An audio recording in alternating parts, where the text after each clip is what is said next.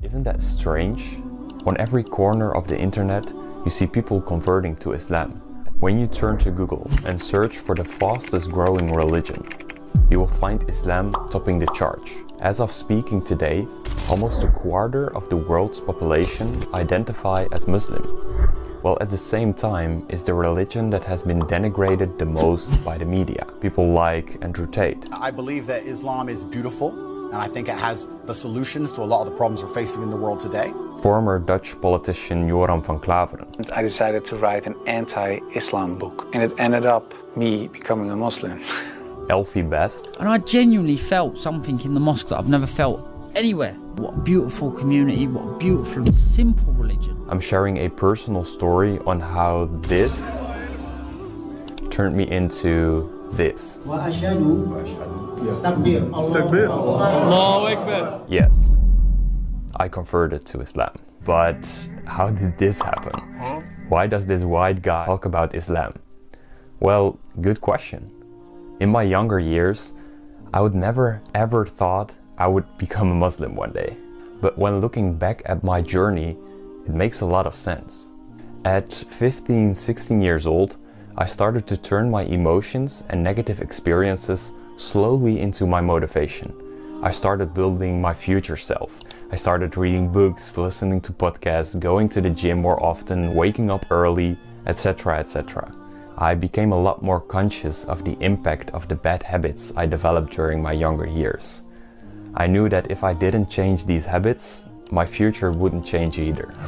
During this change, my group of friends started to become smaller and smaller, but I didn't really care because I had this dream in my mind.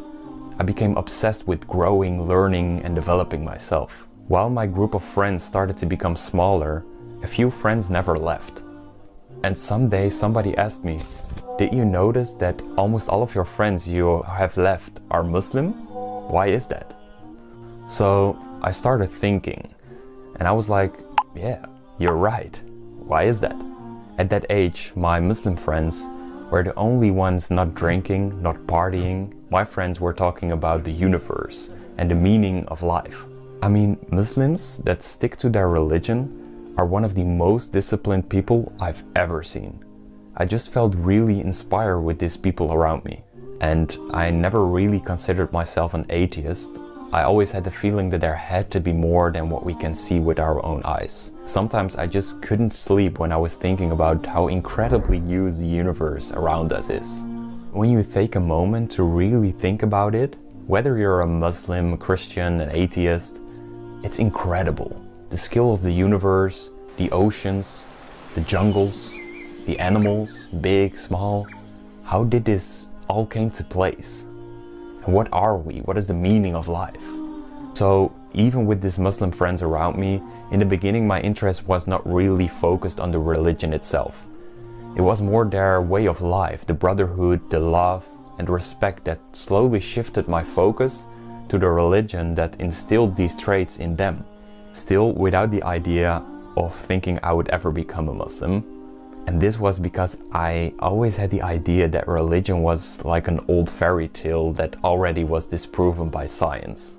But the more and more I started digging into it, the more I realized I was completely wrong. So first of all, God, or Allah subhanahu wa ta'ala, as we Muslims call it, is not just a man sitting somewhere in the clouds with a magic wand. It's an indescribable force, the singular and all-encompassing power behind the creation what we see around us. And science proves that even the chair that I'm sitting on right now is made of enormously small and fast-moving atoms. This is called quantum mechanics. And if these electronics in it would stop moving, atoms would become unstable and I would not be able to sit on this chair. But what is the thing that makes these atoms move and stay in its position? You see, what is this force? So long story short, for every question I asked, I received a powerful answer when digging more into Islam.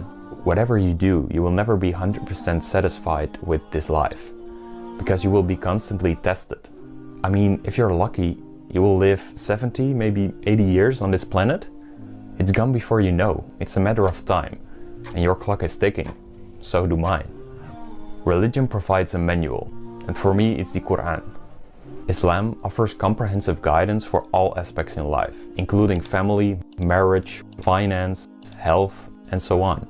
It gives me a great feeling to build a family and raise my children with love, spiritual guidance, common principles, and way of living.